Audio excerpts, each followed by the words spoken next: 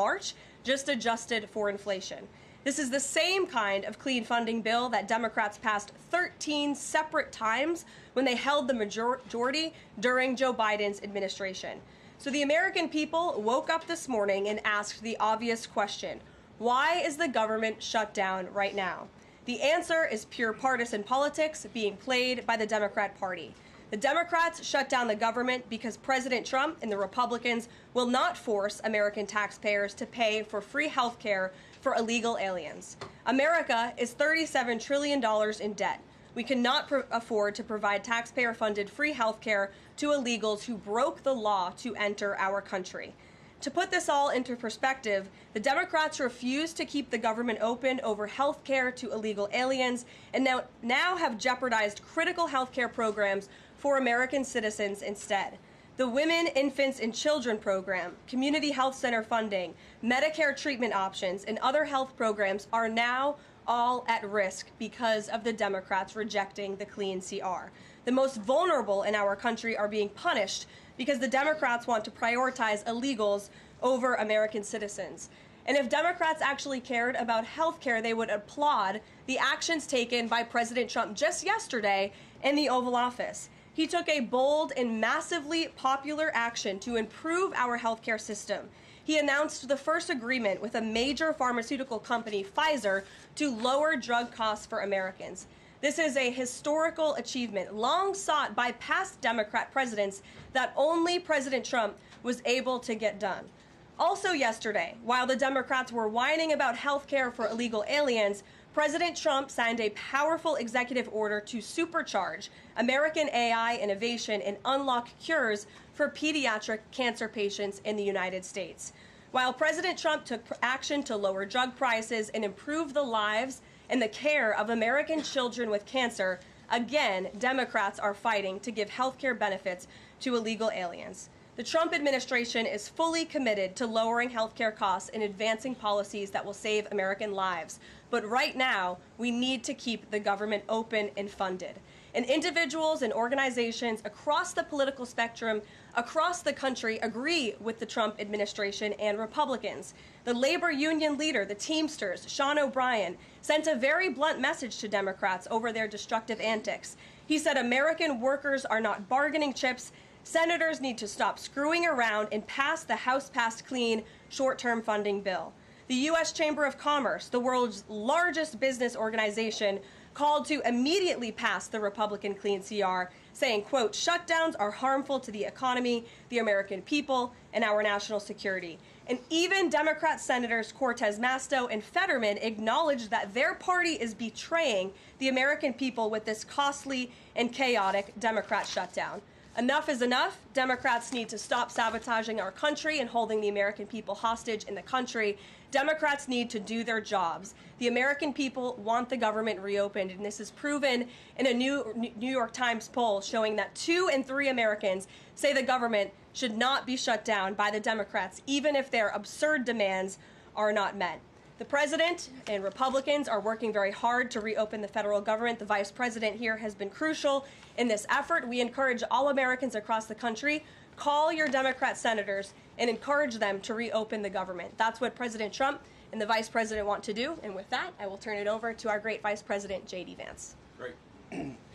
Well, thank you, Carolina, and good afternoon to everybody, and good afternoon to everybody who's watching at home. It's a tough act to follow, but let me just say a few things, and then I'll take a few questions. Number one, Democrats say that they care a lot about lowering health care costs, and yet, when the president took historic action to work with the drug companies to lower prescription drug prices, the Democrats did nothing to help us. In fact, we would have loved to have the Democrats helping us, but they didn't. They talk about doing something. They don't actually do the hard work of making it happen.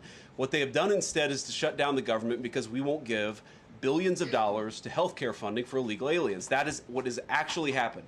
To the American people who are watching, the reason your government is shut down at this very minute is because, despite the fact that the overwhelming majority of congressional Republicans and even a few moderate Democrats supported opening the government, the Chuck Schumer AOC wing of the Democratic Party shut down the government because they said to us, we will open the government, but only if you give billions of dollars of funding for health care for illegal aliens. That's a ridiculous proposition.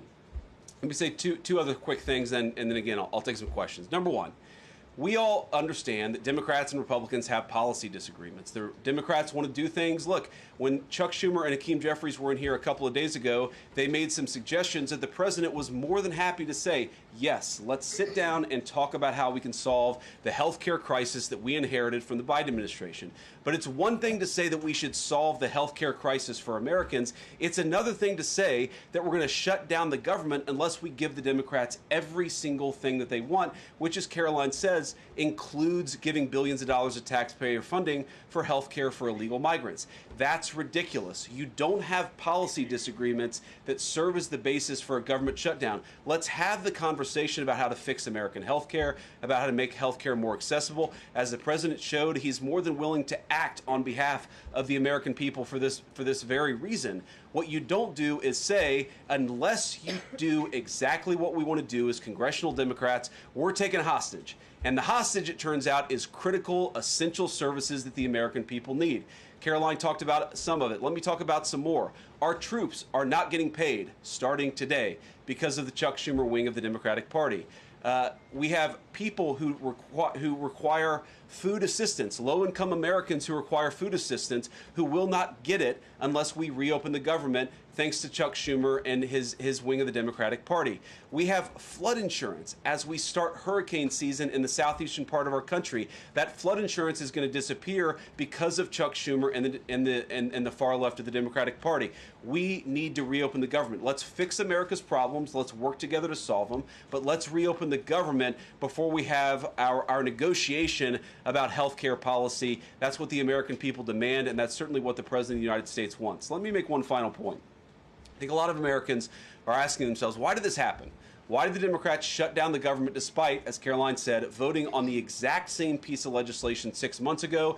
And there are a lot of different spins that we can put on it, a lot of different answers that we could give, all of them true. One answer I already gave is that they want to give health care benefits to illegal aliens. That is true.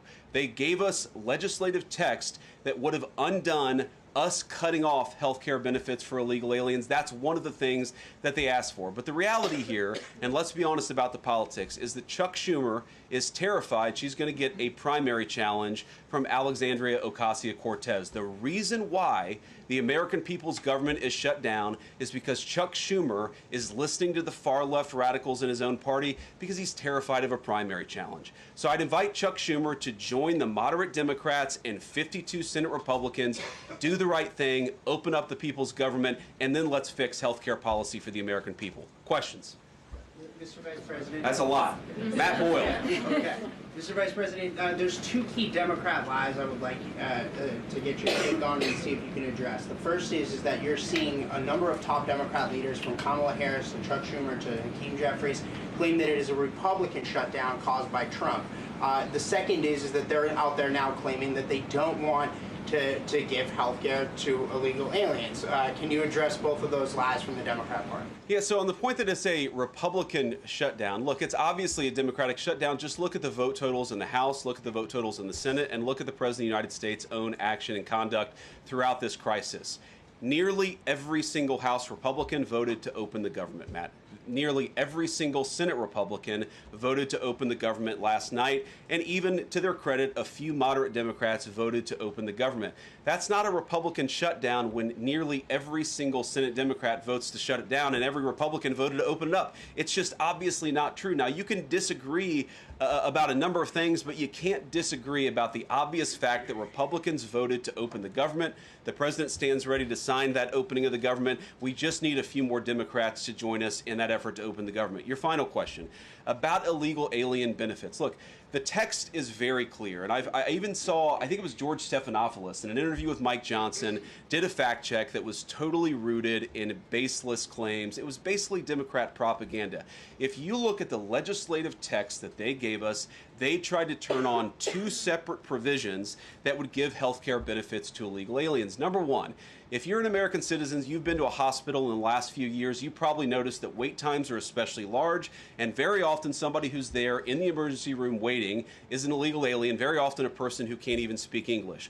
Why do those people get health care benefits at hospitals paid for by American citizens? The answer is a decision made by the Biden administration that the Trump administration, working with congressional Republicans, undid. We turned off that money spigot to health care funding for illegal aliens. The Democrats, in their legislative text, want to turn it back on. That's one thing. The second thing, Matt, is we all know that there are various ways in which the Biden administration waved away illegal immigration status. They gave parolees, they gave asylum claims to people who weren't really claiming asylum. And when they waved the magic wand of amnesty, giving millions of people legal status, even though they were in the country illegally, they also gave those people access to health care benefits. So what the Democrats are engaging in is a sleight of hand. They're saying, no, no, no. Those weren't illegal aliens who were getting health care benefits, even though everybody, knows they were in the country illegally. It's a lie told by the Democrats that they're not trying to give health care benefits to illegal aliens. It's a lie that is obviously untrue if you just look at the text that they gave us, and all you have to do is understand that this is about who benefits. We think the American people's government ought to benefit American citizens. The Democrats are willing to shut it down to benefit illegal aliens. The contrast couldn't be more clear. Peter. Thank you, Vice President Vance. The big holdup is, of course, that you guys say illegal immigrants are getting taxpayer-funded health care. Democrats say you're lying.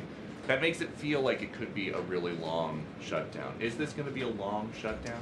You know, I don't know. I can't predict what congressional Democrats are going to do, Peter, but I actually don't think it's going to be that long of a shutdown. This is a pure guess from the Vice President of the United States because I think you already saw some evidence that moderate Democrats are cracking a little bit. They understand the fundamental illogic of this. Look, for years, every single one of us, we can remember Barack Obama on the White House lawn. We can remember Chuck Schumer. We can remember, Nancy Pelosi. For years, in Chuck Schumer's case, for literally decades, we've heard them say, you don't shut the government down over a policy disagreement.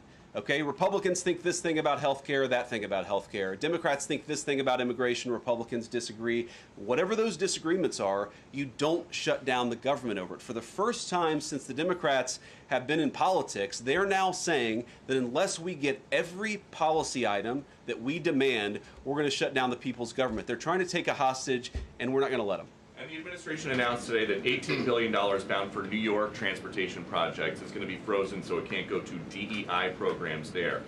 But the timing of this, does announcing that today mean that you guys are going to squeeze Chuck Schumer's home state until he blinks? Look, I haven't talked to Russ about this morning, but look, I'm sure that Russ is heartbroken about the fact that he's unable to give certain things to certain constituencies. We want to do everything that we can to help the American people, but when the Democrats shut down the government, we have to actually do a little triage to make sure the most critical and most essential services are provided. The government does a lot of things. Of course, Republicans think that the federal government probably does too much, but there are a lot of critical things the federal government does that absolutely all of us would agree need to do. Our troops need to get paid. Our air traffic controllers need to make sure that people are flying safely and on time. We need low-income people to be able to access the food services that are provided by the federal government. There are critical things that need to be saved. We're going to do everything that we can over the coming weeks, if the shutdown lasts that long, to ensure that people get the essential services that they need, despite the fact that Chuck Schumer has shut down the federal government. It's not going to be perfect because we are in a government shutdown. We are going to have to lay some people off if the shutdown continues. We don't like that. We don't necessarily want to do it, but we're going to do what we have to keep the American people's essential services continuing to run. Thank you. Yeah. Thank you, Mr. Vice President, and thank you for being here.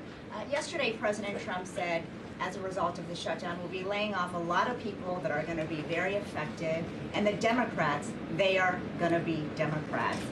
Has the administration asked agencies to target federal workers who they believe to be Democrats in these reductions of forces? We're not targeting federal agencies based on politics. We're targeting the people's government so that as much as possible of the essential services can continue to function. That is the question the president has asked the entire government, is fundamentally, okay, we're in a shutdown. That causes some problems. The troops aren't getting paid. There's nothing that we can do about that while the government is shut down. But there are essential services that we want to make sure as much as possible they still continue to function. That is the principle that's driving us forward during this shutdown. It's going to continue to be the principle that drives us forward. But let's be honest. If this thing drags on for another few days or, God forbid, another few weeks, we are going to have to lay people off. We're going to have to save money in some places so the essential services don't get turned off in other places. That is the reality of the government shutdown that Chuck Schumer and the Democrats have foisted upon the administration. So what did he Phil. mean by they're going to be Democrats? He said they're going to be Democrats. You've laid out a lot of the pain and problems that would come with a Democratic shutdown, and yet in the Oval Office yesterday, the president said that a lot of good could come from a shutdown. So square that circle. Which is it, a Democratic-caused crisis or a Republican opportunity for reform? Well, I think all the president is saying, Phil, is that he wants to make sure the American people's government functions as well as it can, despite the fact that we're in a shutdown. We're going to have to make things work. And that means that we're going to have to triage some certain things. That means certain people are going to have to get laid off. And we're going to try to make sure that the American people suffer as little as possible from this shutdown. That's what the president is saying, is that, yes, this is a bad thing. Obviously, the president is trying to reopen the government, but we're going to make things work as well as we possibly can, given the constraints that we have. And then on those policy differences for the discussion and the negotiations to come later, during the Biden administration, Democrats twice voted to expand these Affordable Care Act tax credits, but those were supposed to be temporary and they were slated to expire at the end of the year. As you sort of crack the door open to negotiation at a later date, would the party that ran on defunding Obamacare really negotiate about potentially expanding Obamacare? Well, Phil, what we've said to the Democrats is that we're willing to have a conversation about how to ensure that Americans continue to have access to health care, and frankly, they should have access to better health care at a lower cost. We inherited a mess of a health care system from the Biden administration. It's why the president has worked so hard on the most favored nation status for prescription drugs. It's why we care so much about lowering the cost of prescriptions and why we're doing everything else. We're willing to have that conversation, but I think it's important to bracket the health care policy conversation because it's separate from the government shutdown. We think that we can open the government and then have the conversation about what best healthcare policy to fit the needs of the American people. That's all we're trying to do. That's all we're trying to accomplish. We've got to reopen the government first. Now, Caroline, I don't know how you do this, how you actually choose people, because I don't know 90% of the names in here. Is it just who's the best dressed? Okay, I really like your shirt. Go ahead. Thank you, Mr. Vice President. You are president of the Senate. Can you talk about what you're doing, what the administration is doing to try to get other Senate Democrats to vote to open the government? Yeah, we're talking to a number of our colleagues, Democratic and Republican, in the Senate. I talked to a number of them last night. The president, of course, is talking to them as well. I think there really are two categories of demands that I've seen privately from congressional Democrats. I think on the one hand, those who are negotiating in good faith are saying, look, we just want to make sure that we're able to have a conversation with the administration about some of the critical needs that we see that need to get fixed over the next few months. We recognize it's kind of absurd, and a lot of them will admit in private that it's kind of absurd to shut down the people's government over these disagreements, but just agree to negotiate with us in good faith on these issues, and of course we're having that conversation with them. Then there's another category, people who say, give us everything we want or we're going to keep the government shut down. We just write those people off because they're not negotiating in good faith. And frankly, we don't need them. We've already got 3 more Democrats last night than I thought we would get. And I think it's because they recognize the illogic of the position of taking the entire American economy hostage because they don't get their policy priorities. So 3 moderate Democrats joined 52 Republicans last night. We need 5 more in order to reopen the government. And that's really where we're going to focus, is how to get those 5 additional Democrats. Thanks, Mr. Vice President. First 2 questions. Are there plans to meet Democratic leaders again in the coming days, or are you planning on plucking off senators one by one? So that's the whole question? No, I got a second question. Okay, go ahead and ask the second question. So the president's been posting some images of Leader Jeffries and Senator Schumer I saw. recently.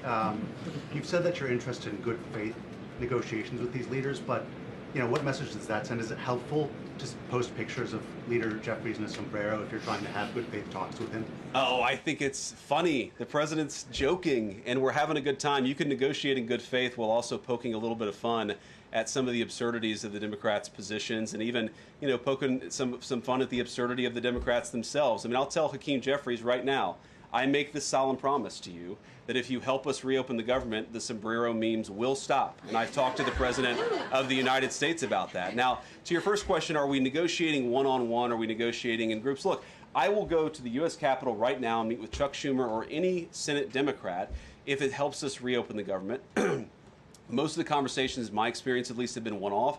We're also, of course, relying on some of our Senate Republican colleagues who have good relationships across the aisle. We're going to do whatever we have to do is the answer. And I think it's tough to predict what shape this negotiation is going to take over the next few months. But I feel good about the fact that Democrats already realize privately the fundamental irrationality of their position. I hope that they're going to publicly acknowledge it and reopen the government. The guy in the back, yeah. Thank you, Mr. Vice President. You responded to a post on X of Chuck Schumer on the House floor back in 1996, railing against illegal immigrants receiving taxpayer-funded benefits. You said Chuck Schumer once recognized that it was disastrous to give illegal aliens rewards for breaking the law. Now he wants to shut down the government unless we reward illegal aliens for breaking the law. Why has Chuck Schumer changed his stance? You know, that's a good question. Actually, it's a very tough question. Asking me to get in the head of Chuck Schumer is not a place I particularly want to be, but my basic read on it is that the entire Democratic Party, the political leadership, not every Democrat nationwide, but the political leadership of their party has got it into their heads that the only way to be compassionate is to be compassionate to illegal aliens rather than American citizens. If you go back to what Bill Clinton was saying, even Barack Obama in some cases, what he was saying about illegal immigration 10, 15, 20 years ago, you would put them on the MAGA right based purely on their rhetoric around illegal immigration. So I don't know why they've gone so far to the left. I think it's bad for the country. I think it's bad for them politically. But our principle, all I can do is speak for the president that I serve and the country, the administration that I serve right now. We believe that the American people's government exists for the American people. That means the people who have the legal right to be here, and that's why we're fighting to reopen the government. And unfortunately, the Democrats are fighting to shut it down for the benefit of illegal aliens. And I'll take a couple more, and then I'll let Caroline. I'll go back to my day job so Caroline can go back to hers. All right. Yes. Thank you, Mr. Vice President. Just going back to the sombrero. You said that the president is joking, but Hakeem Jeffries says that these memes were racist. What's your response to that? And just if I may briefly go off topic, Secretary Hegseth yesterday made an edict about no more beardos in the military. Just wondered what. Sorry, what did he say? No more beardos. Beards. Oh, sorry, that's my accent. Just wondered your response to that. I didn't see that particular comment. I thought Pete gave a hell of a speech, and a speech that really is just oriented around returning the American military to the very high standards that it has had for virtually its entire history until Joe Biden came along and decided to lower standards. I think it was bad for our military, and it was bad for our troops. When I was a young United States Marine, I did not have a beard. I am now the vice president, so I get to do what I want to do. But I think Pete's trying to re-implement high standards, and that's a very good thing. On the sombrero thing, I mean, Hakeem Jeffries said it was racist, and I know that he said that, and I honestly don't even know what that means. Like, is he a Mexican American that is offended by having a sombrero meme? I mean, I saw one of the major TV stations put the meme up and then say, this is AI generated.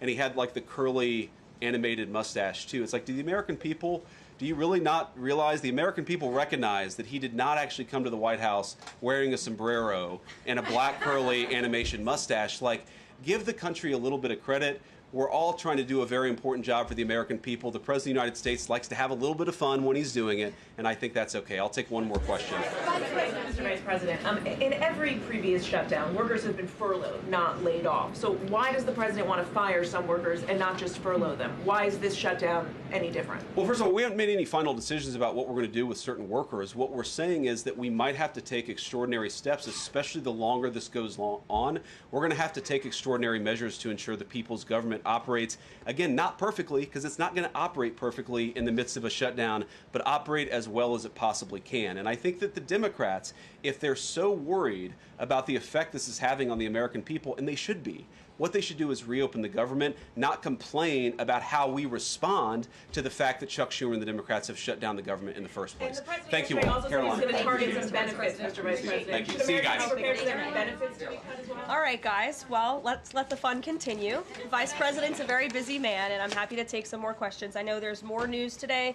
Aside from the shutdown, we can focus on the shutdown if you want, but let's go ahead. Kate, why don't you start? The president talked about doing things that he said were irreversible during the shutdown, cutting vast numbers of people, he said, and cutting programs. Can you specify what exactly he's referring to, what's on the table, and what's going to be cut? Look, I think the Vice President just referred to this in some of the answers that he gave regarding the layoffs. There are unfortunate consequences to a government shutdown, and the federal government is not receiving any cash at the moment, and so the Office of Management and Budget has been tasked with looking over the receipts and looking over the budget of the entire federal bureaucracy, and as the Vice President said, determining what needs to continue to go out the door and what can we continue to keep running, and what unfortunately is going to have to come to an end. So those decisions are being made, and unfortunately layoffs are very likely, as the Vice President just said, going to be a part of that. And has the White House had any direct response from Hamas from the peace proposal that was laid out? The president said he would give 3 or 4 days, but is there a hard deadline now, or what are the next steps here? I will reiterate what the President of the United States said,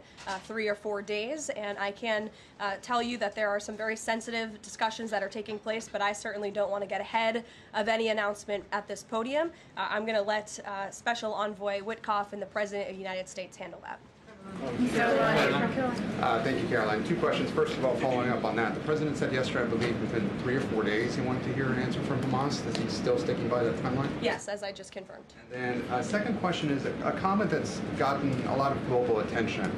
Senator Dick Durbin, he was set to receive a Lifetime Achievement Award from the Catholic Church. He's since declined accepting it because there has been some controversy. Pope Leo commented on this, and he said that someone who says I'm against abortion, but I'm in agreement with the inhumane treatment of immigrants in the United States, I don't know if that's pro-life. You've been very open about your Catholic faith. How do you respond to that?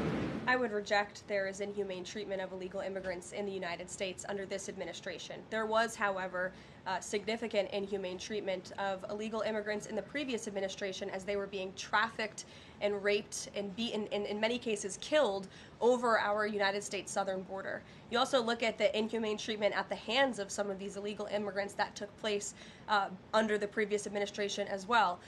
Laken Riley comes to mind, a beautiful American citizen who was killed at the hands of an illegal immigrant. So this administration is trying to enforce our nation's laws in the most humane way possible, and we're upholding the law, and we're doing that on behalf of the people of our country who live here.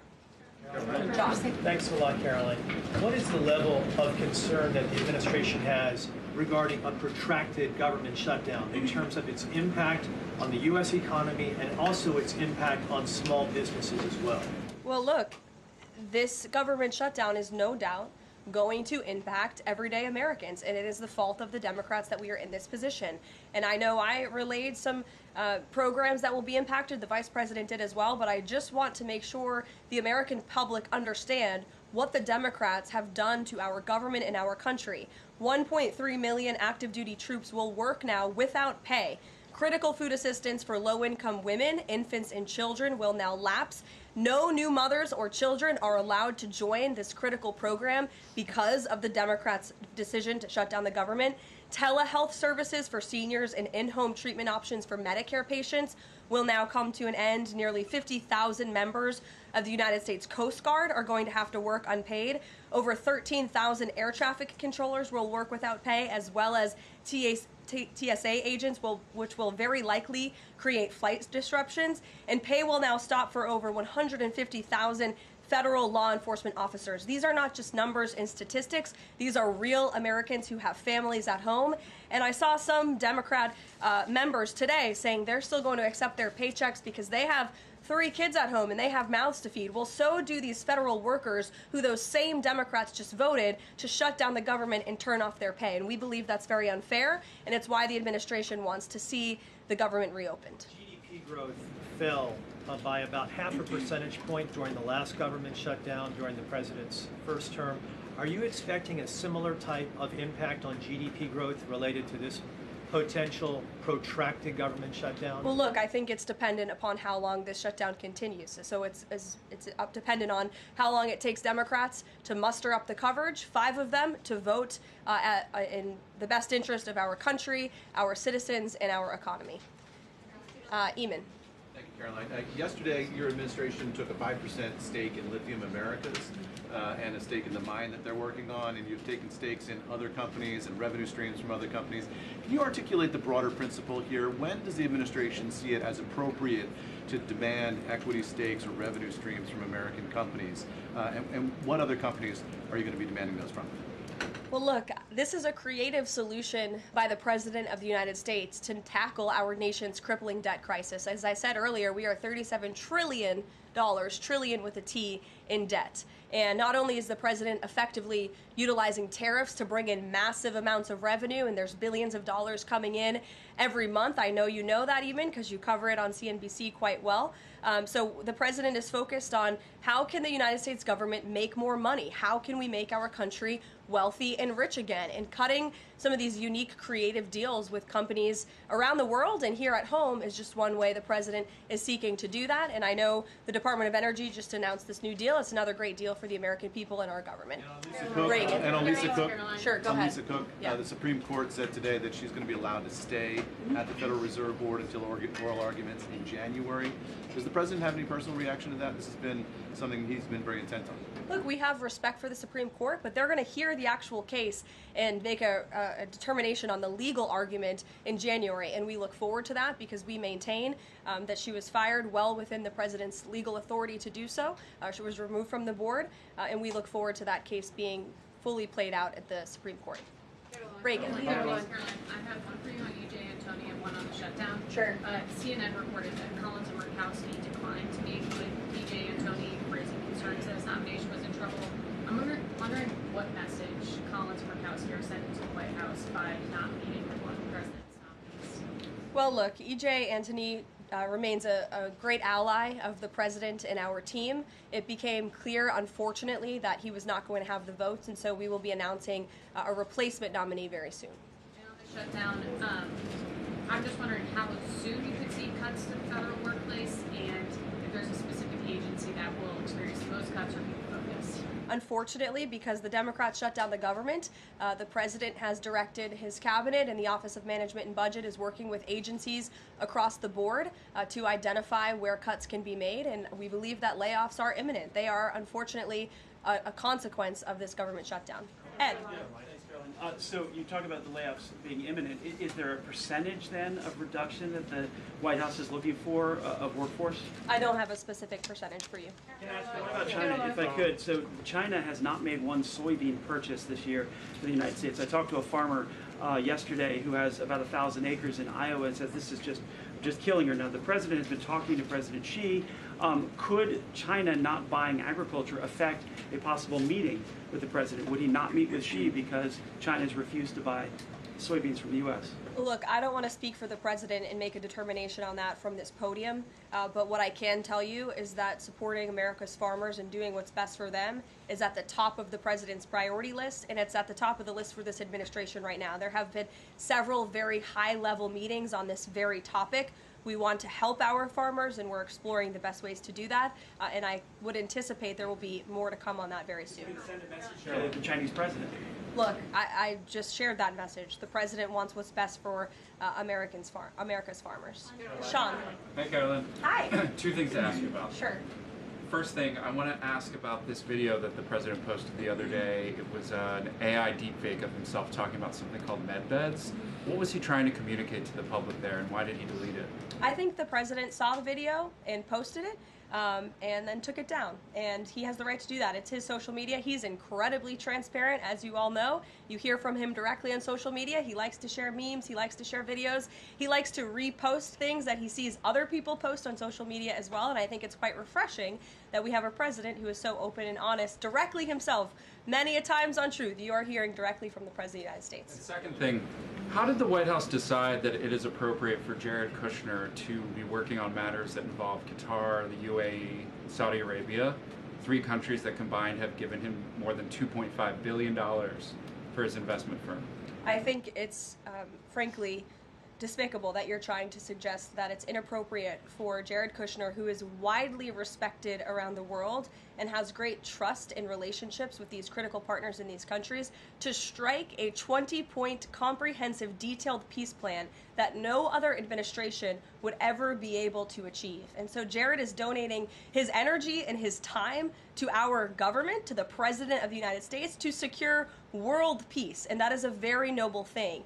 And this is a peace plan that has not just been accepted by Israel, but it has been applauded by Muslim and Arab countries around the world. It has been applauded by European leaders around the world. Virtually everyone in the world is supportive of this plan that Jared Kushner offered his time to help put together alongside our special envoy Witkoff, the Vice President, the President of the United States, Secretary Rubio, and the President's entire national security team. We are very proud of that plan, and we hope Hamas will accept it because it will lead to a more peaceful and prosperous Middle East. Two questions. One, we're talking a lot about these layoffs and hypotheticals, but Speaker Johnson earlier today said that there is a proposal from the White House that House Republicans are expected to hear this afternoon about these mass layoffs.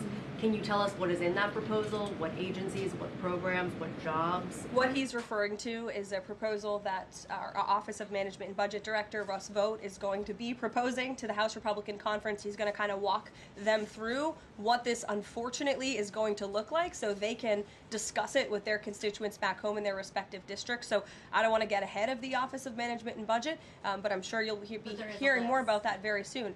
Look, we have to put a plan in place. It would be irresponsible of us not to take a look at each and every agency and get an understanding of what we're going to have to do moving forward to do the best we can in the midst of this government shutdown. Thanks, Caroline. Just on that point, though, Russ Vought told House members, according to our notice reporting, that RIFs would happen in 2 days. Already, we know that some have been sitting out from the U.S. Patent Office. So I wonder, one, this administration continues to say that they don't want to lay people off, but obviously there is a plan to lay people off. So what is your message to those people who are getting laid off? And then if the government reopens, will those RIFs reverse? Are they not permanent if the government reopens, specifically if it reopens pretty quickly? Well, sometimes you have to do things you don't want to do, and it's because the Democrats have put us into this position. If the Democrats did not vote to shut down the government, we would not be standing up here talking about layoffs today. We'd be talking about all the other news stories going on in the world in our country. We'd be talking about all of the great things that this administration is doing to uplift Americans across the country. But unfortunately, the Vice President of the United States and I have to come out here today to talk about a government shutdown that the Democrats put us in this position. And a second question. Thanks, Caroline. I'm just trying to clarify the timing of these potential layoffs to federal workers. You said imminent. The Vice President seemed to say in a couple of days. It looks like Russ Vought maybe said in 2 days. When would these layoffs begin? 2 days, imminent, very soon. You will expect more announcements right now. Is it just unclear, or are you waiting? It's not unclear. All of those things are very synonymous with one another. These RIFs are unfortunately going to happen very soon. And it'll definitely Caroline, we've been talking about the Affordable Care Act, enhanced premium tax credits, and sort of the politics of it all, right? But this is a very real, tangible impact that American people will feel. The Kaiser Family Foundation says that with the ACA enhanced premium tax credits, without them, premiums will go up 114% on average. 19 million of the 24 million people who rely on the coverage are in states that President Trump won. Is he concerned what will happen to those families if this tax credit expires? And aside from the shutdown, is there a plan to keep those premiums down? Look, as the Vice President just said, we are more than happy to have this conversation. The President and the Vice President and this team are more than happy to have that conversation with Republicans and Democrats on Capitol Hill. But it cannot happen right now. Right now, we need to reopen the United States federal government because people are going without pay.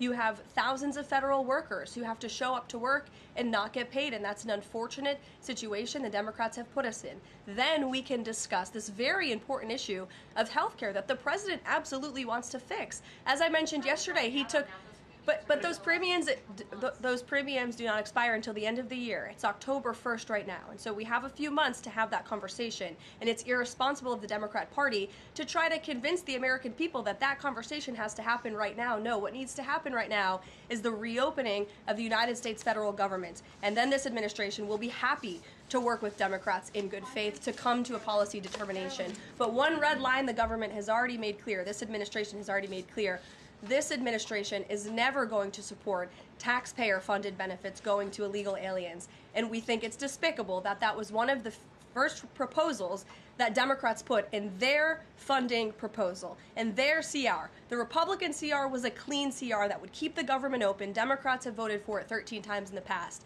The Democrats put this poison pill in there, this partisan pill. Why? Because they are beholden to the far left radicals in their party. And you already see 3 moderate Democrats having the courage to say no. We need to keep the government open, and then we can have these conversations about health care.